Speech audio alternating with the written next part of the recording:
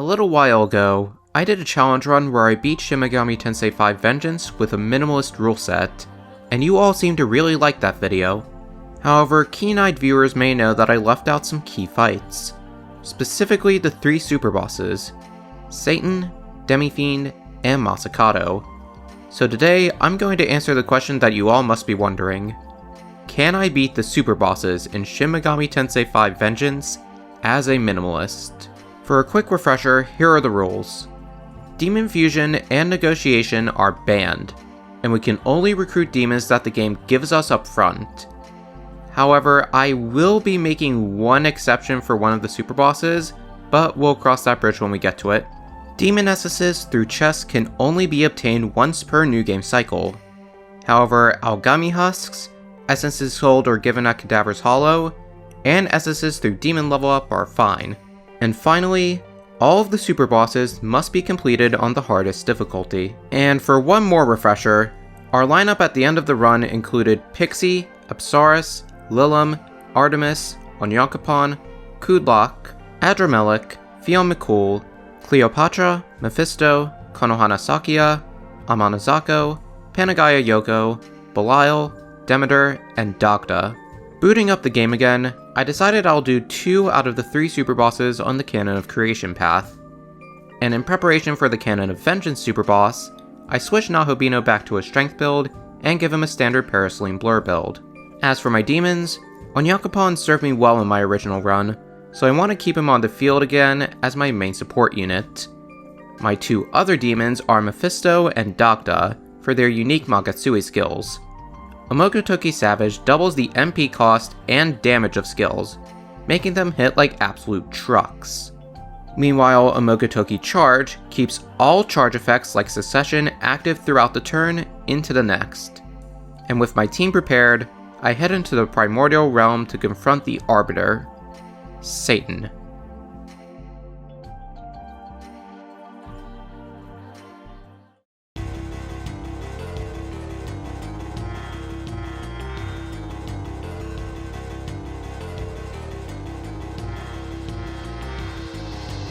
Oh my god. Full disclosure, I have never beaten any of the Vengeance superbosses on hard mode, but given how damage in this game works, I thought it wouldn't be too different from normal mode. But oh my god, I was wrong. Satan is an impossible hurdle with my current strategy, and let me explain why. Satan will spend the fight cycling through 12, yes, 12 demon allies. After 3 turns, he will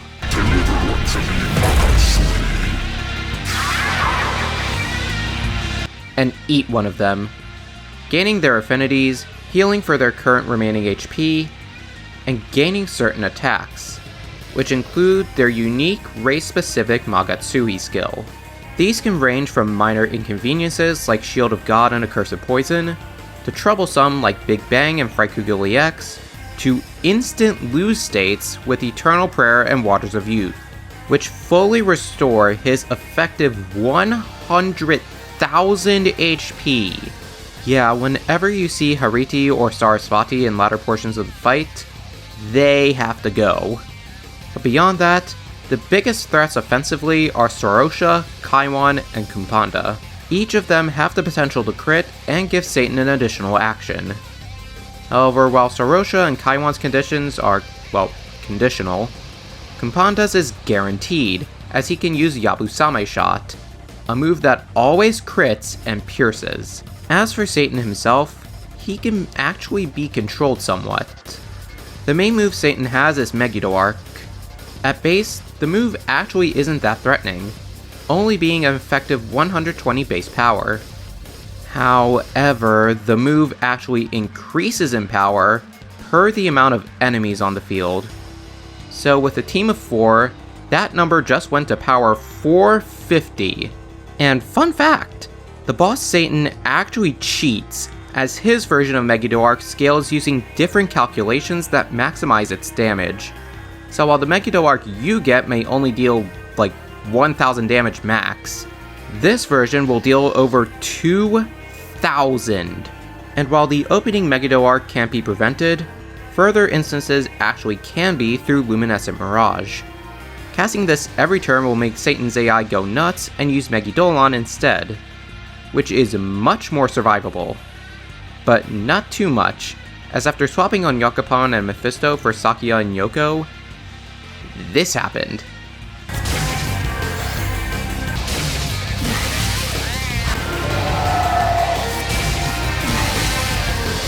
Oh my god, Titania, you're usually just the Dakaja bot. Why are you so hyper-fixated on zapping Yoko?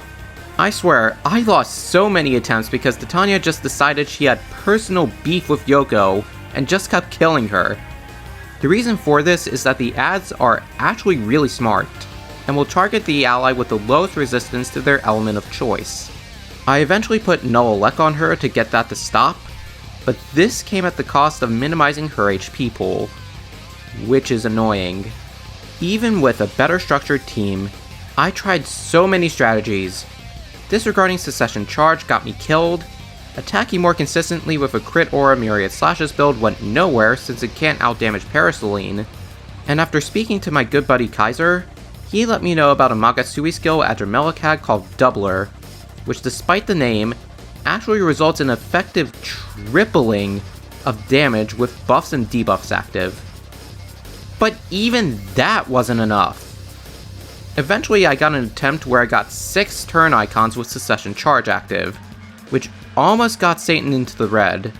However, that attempt eventually failed as I couldn't get him to eat the ad I wanted him to, and I eventually threw in the towel. I tried so hard, but no matter how I could spin it, I just could not find a way to win with my current team.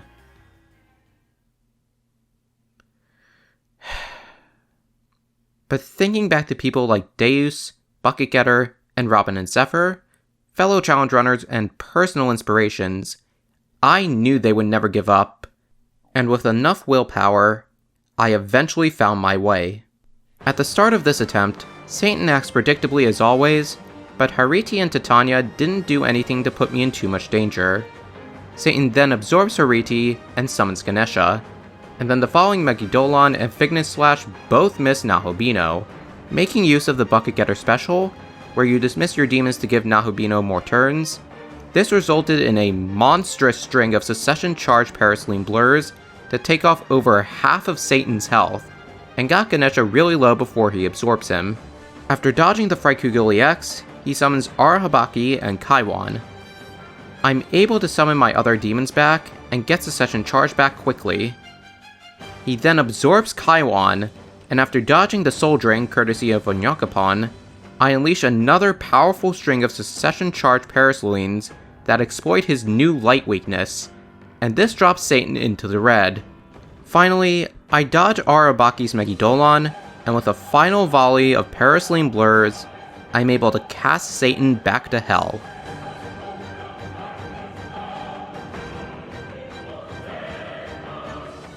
That was the best RNG I could have possibly hoped for, and I hope this goes to show that with enough perseverance, anything in this game is possible. On top of Satan's essence, we unlock Godborn mode, and the ability to raise the level cap from 99 to 150. A perk I will not be using unless I absolutely have to. But for now, I pack in my squad and begin the next leg of my journey.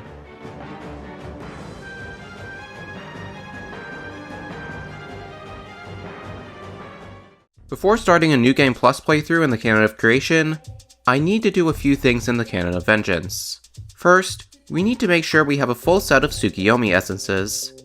Once we make the switch, we are unable to purchase them again until we unlock them in a subsequent Canon of Vengeance playthrough, so we only have one more chance to use them before they are effectively gone. I also head to this corner of Shinjuku to pick up an interesting relic, only to get stopped by the motherfucker with an inconsistent relationship with physical attacks, who steals it instead. That's great. After getting everything in order, I beat Trucifer again, beat the game, and start a New Game Plus playthrough on the Canon of Creation.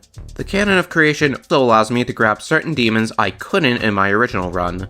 like Len Shi and Anansi. Additionally, the Kresnik and Kudla questline has been replaced with one featuring Dionysus and Hiho, the exact same Black Frost we fought in Nocturne, which is indicated by dialogue saying he is the former emperor of Kabukicho. Both are in the midst of a turf war, and given how well he served me in episode Aegis, we side with the emperor and get him on the team. Things progress smoothly all the way until the Temple of Eternity, where we have to select an alignment. I knew going in that I'd have to choose between either Law or Chaos, as these reward you with a unique demon. Going Law will give me an opportunity to recruit Michael, who has the Magasui skill Shield of God, a barrier which enables a 90% damage reduction. However, going Chaos rewards us with Hayataro, who, despite only being level 40 upon recruitment, has one of the strongest physical attacks in the game. Both of them have their advantages and disadvantages, but in the end, I choose to get myself a new dog. Also, I wanted to quickly mention that I'm doing this video after the 1.0.3 update, which added 6 new navigators and a recruitable quest demon, Marisi. She's whatever. But after getting Worst Pixie off my back in Taito, I choose to do Idun's quest and make her my new Navi. This is because of the adorable way she hops and hums at your side.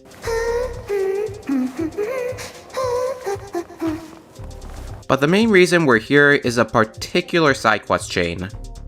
However, if you remember at the beginning of the video where I said I would need to make an exception to the minimalist rule set, that moment is now. In order to start the quest that leads to the next superboss, we need to fuse a Yoshitsune and talk to him at the Demon Haunt. So yes, if you plan on fighting every superboss, the challenge is impossible. However, I wanted to give you guys the full experience, so we fuse Yoshitsune, do his portion of the quest, and then banish him to the Shadow Realm. But onto the quest itself, in the original SMT5, there was a minor quest chain where you fight the Kunitsukami and Ryota, and then the motherfucker with an inconsistent relationship with physical attacks, to get the Lord's Sword. And then using that sword, you fight stronger versions of the 4 Devas. In the original, that's where the quest ends. However, Vengeance has expanded it to include 2 more parts. After helping Yoshitsune beat an Adavaka, he alludes to a strong warrior that he wants to fight. Then a little further into Ryota, we see that said warrior has possessed a group of Mimon, and solving a small puzzle with the help of Chiranup, we learn that the warrior is none other than Tokyo's guardian, Masakado. Going to him after beating the 4 Devas, he gives us his essence and he wants to fight us to test our strength. Masakado is probably the most unique superboss I've seen in an Atlus game, because he breaks almost every convention you'd come to expect.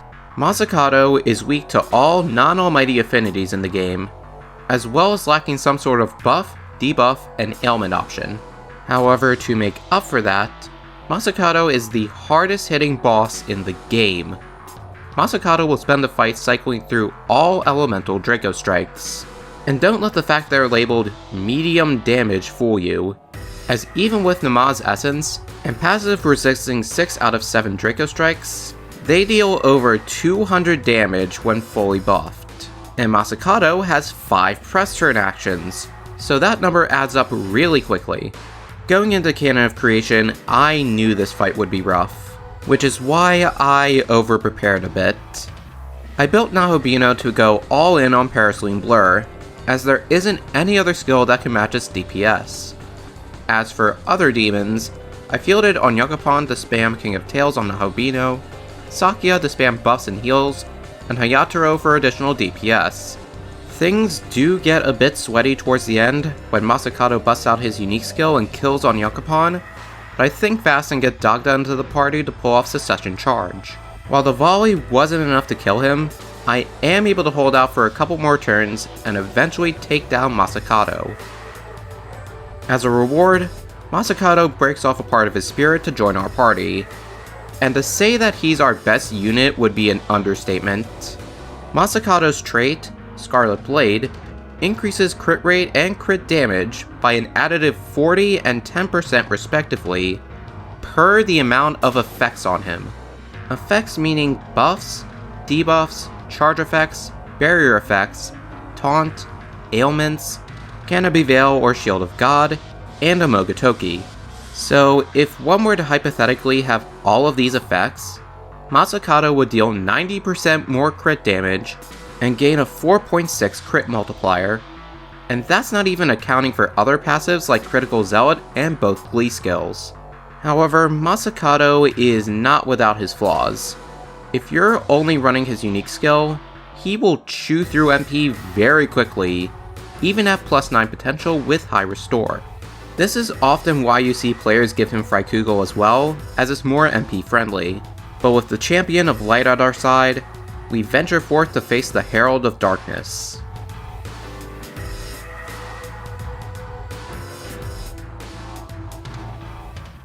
After beating Eligor at the start of a playthrough, Sophia will give you a Menorah, which kicks off the Return of the True Demon questline, which has us fight the same fiends from Nocturne in the same order with mostly the same gimmicks. In my original run, I kind of forgot about them because at the time I felt comfortable doing so, I was way too overleveled.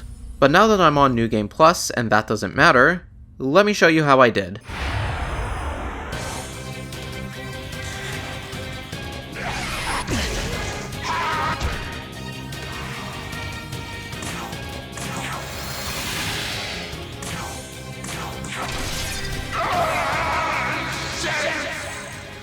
Yup, whether it was the funny dodge skeleton, the 4 horsemen of the apocalypse, or the Revenant from the Dune series, the skeleton crew were no match for the power of New Game Plus. Their boss, on the other hand,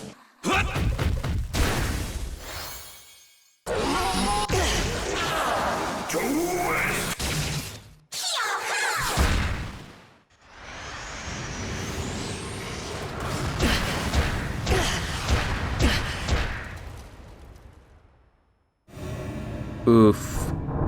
That's gonna need some work. The Demifiend's original appearance as a superboss in Digital Devil Saga is regarded as one of, if not the, hardest bosses in JRPG history. And while his comeback bout in SMTIV is not as difficult, he's still far from a cakewalk. The first rule you must abide by is that all units need Enduring Soul so they can survive one lethal attack, and Abyssal Mask for reasons I'll get into in a bit. Additionally, every demon needs to have Null Physical, and Nahobino needs Resist Physical. And this is because Demifiend has multiple different attack patterns based on your party's physical resistance.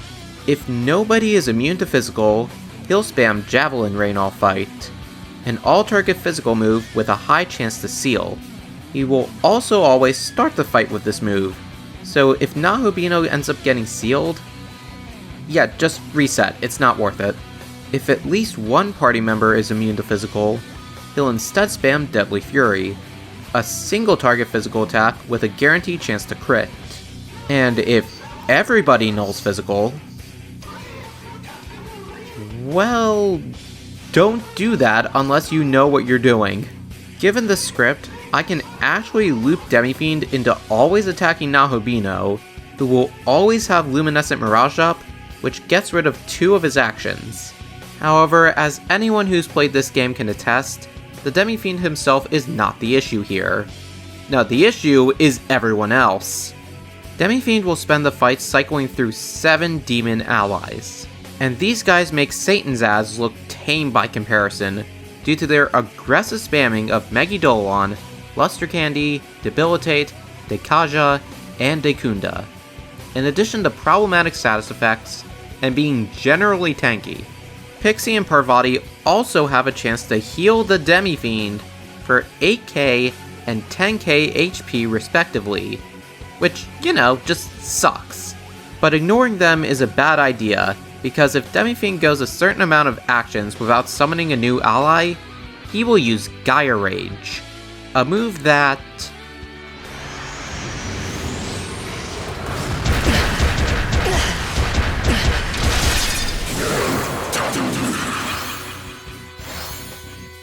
yeah, the best way to deal with the demons is a strategy called Repel Fizz switching, where every turn, you summon a new ally that has the Repel Fizz passive from Fallen Abdiel, which causes Demifiend to waste his entire turn by hitting himself. However, we do not have Fallen at the L, and Null Physical only takes away 2 press turns, so that's not an option. This is, however, why I wanted to fight and get Masakado first, as Recalcitrant Execution allows me to deal consistent almighty damage to his demons without the need to constantly cycle through my own. I also switched Nahobino back to my beloved Moonlight Frost, since all target pierce damage will help a ton. For my other demons, I once again field Sakuya and Onyakapon. Sakuya fulfills the same role as in the Masakado fight, but for Onyakapon, his role this time is to instead use Donum Gladi on Masakado, so he'll do increased damage. With all that said, there are 2 more things that I need to watch out for. The first time he reaches 50% HP, Demifiend will use Mediarahan to fully heal himself and any demon on the field. Since we lack a good way to shut this down, the heal is guaranteed. The second is his most disgusting skill, Chaotic Will. An ailment that has my turn icons for the next turn, and has a 45% chance to insta-kill me. This move single-handedly complicates things, as if I get unlucky, my entire team gets wiped. I try the fight so many times, but between the constant debuffs and ailments, beating him will come down to a matter of luck. But there are certain things I can do to improve my success rate. First, while Sakuya is an amazing demon, she simply can't keep up with the amount of debuffs. So in response to this, I replace her with Panagaya Tau. Despite its high MP cost, Light of Order ensures that I can always go from -2 to +1 due to its added Dekunda effect. There's also the matter of my stats. While there's no way for Nahobino to farm Balms, there is a way to farm incenses for demons. Thanks to this shop in Ryota, I can trade gems from partner spots for every type of incense except for health and stamina. The 2 most important are Vitality to survive the demon's onslaught, and Luck to survive Chaotic Will. It takes a while, but soon enough, I get my demons to a comfortable spot and challenge Demifiend again. Despite my changes, I still die a couple of times, but eventually I'm able to get an attempt where I get him past half health for the second time, without too many Chaotic Will deaths. Until he gets lucky and kills Onyakapon, forcing me to field Yoko to compensate. I also decide to swap Tau for Sakuya since she and Masakado were eating way too many MP items. Things get really sweaty towards the end as I'm anticipating the last Chaotic Will, but fortunately, fate is on my side and everyone lived. And a couple turns later, I make the Lord of Chaos submit to me. As a reward, we get 666, 666 Maka, the Fiendish Sash, which is basically a badge of honor for beating him on hard mode, and best of all, the Demifiend himself joins our party. The biggest perk of the Demifiend is that he canonically obtained the Masakado's Magatama, which makes him immune to everything except Almighty and Pierce. He also has some of the hardest hitting physical skills in the game, as well as Chaotic Will. However, despite what Masakado's does, Demifiend has one glaring weakness. When he joins you, Demifiend is a guest character like the humans in the Canon of Vengeance, which means his stats cannot be increased through incenses, and he cannot inherit skills through Essence Fusion, meaning what you have is what you get unless you use Moral Transcendence to unlock the level cap. But that shouldn't matter as we've beaten every super boss, right? No. Remember the Mephorp from the Canon of Vengeance? Well, that same Mephorp can be found in Canon of Creation chilling with the Kinitsukami, and speaking to him results in us getting the Kyu sword back, and taking that sword to Masakado unlocks the game's ultimate challenge.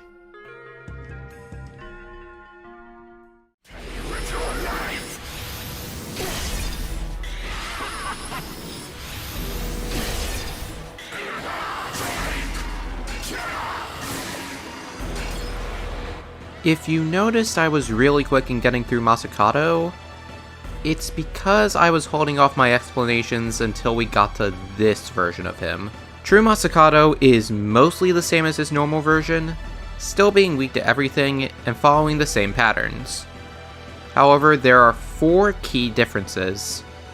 Masakado is now max level 99 and has increased stats, including a monstrous 160 vitality. Not as high as Satan's 198, but still really high. True Masakado also has the highest HP value of any non-virtual trainer boss at 200,000, which is double Satan's HP. And finally, most worrying, True Masakado has 7 press turns, meaning if you allow him to, he can cycle through Brave Blade, Fire, Ice, Elec, Force, Light, and Dark all in one turn. Given his increased stats, I knew he would shred me if I kept Nama's affinities, so I switched Nahobino over to Demifiend's affinities to have all my bases covered. Oh, I'm sorry, did I say all my bases covered? I mean most.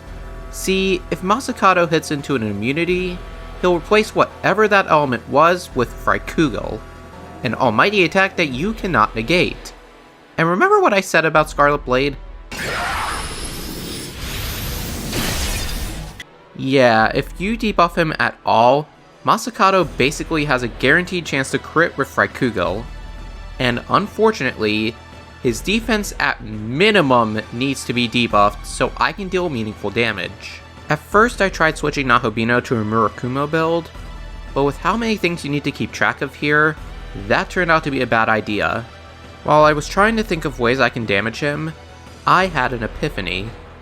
Upon beating the Demifiend, we get a talisman that enables the Magasui skill Big Bang, which is an almighty attack which scales off level instead of strength or magic.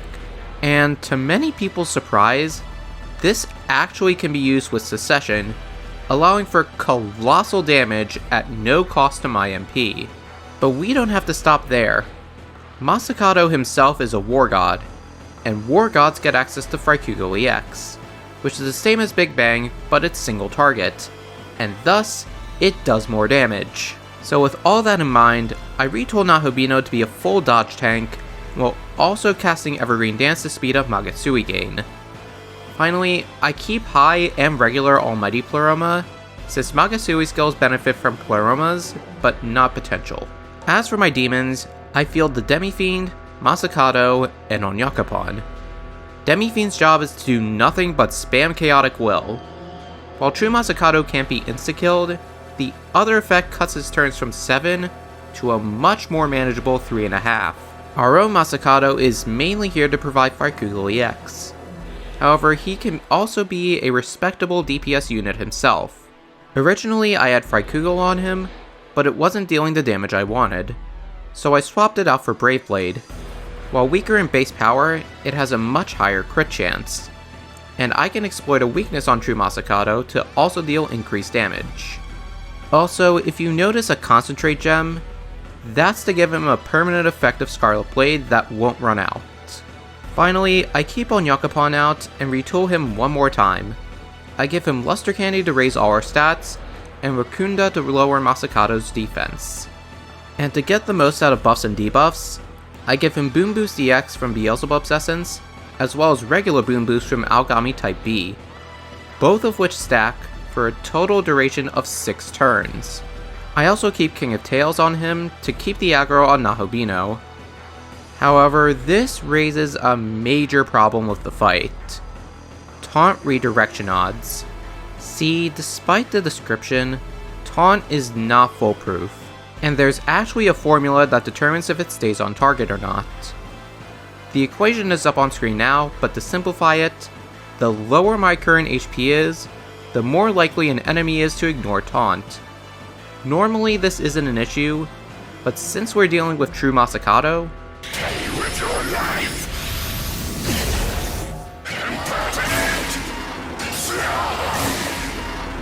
he can just do that. With how crazy his DPS is, True Masakado effectively has an increased chance to ignore Taunt, and this leads to several, and I mean several resets.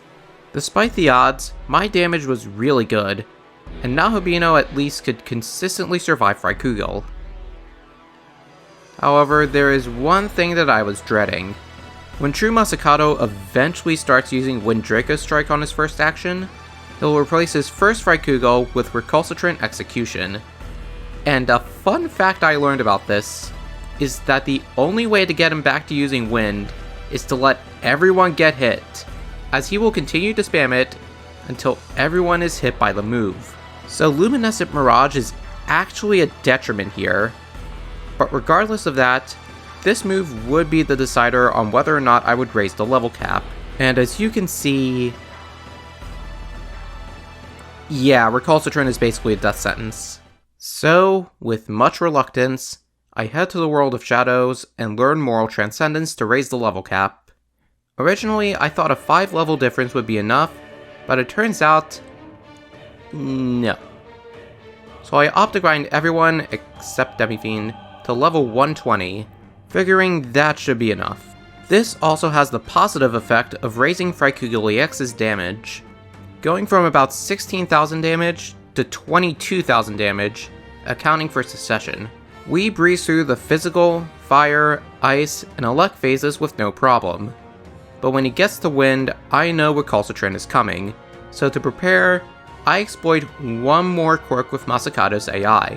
Whenever he's hit by an element, Masakado will use that turn to heal for a flat 2k HP.